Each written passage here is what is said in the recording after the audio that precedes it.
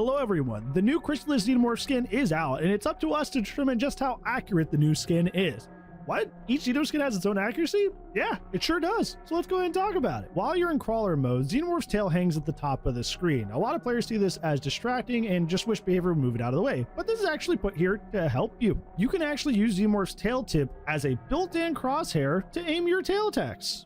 Isn't that crazy? The tail tip usually hangs just above the center of the screen, meaning as long as you can account for the slight vertical distance, you have a crosshair for free. Each skin has its own level of accuracy, so let's break down how we determine this. I rate the accuracy of the tail based on how close the tip is to the center of the screen and how thin the tail itself is, so you can see more of your screen on average. I will roll the different tail accuracies over here now, so you can see how helpful or not helpful your favorite skin on the Xenomorph is.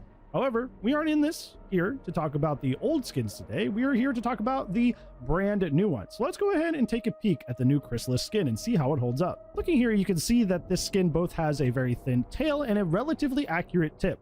The only issue is that it's slightly off vertically, but like I said, this is part of the course for most Xenomorph skins outside the blind skin, which is almost completely accurate. Many people, when this skin first hit the store, were kind of scared of all the moths that were hanging out, flying around the Xenomorph. If you play with the Queen skin, you're no stranger to being worried about certain aspects of your cosmetic throwing you off. The Queen's tail tip is actually fairly accurate, but your head crest is so big it sticks up over loops, so it makes it fairly easy to see you. So a lot of people were afraid the moths would do kind of a similar thing on the Xenomorph's CHRYSALIS skin. However, I'm happy to report to you that this is definitely not the case. We even tested it in customs. Essentially, the reason this isn't a problem is because the moths mostly hang around your torso, and when you're in crawler mode, you're so close to the ground that the moths basically hang around your body, and your body's so close to the ground that most loops you can't see over at all. Every once in a while, one of the moths will actually fly up fairly high, but it's like a 2 or 3 frame animation, and it's literally like if you blink you'll miss it. So if you already like the Queen skin but have reservations about using it because you don't want your big head crest ratting you out, this is essentially the same tail on a character that does not have that issue at all. With this, I can confidently say that the new CHRYSALIS skin is A tier to use on the Xenomorph.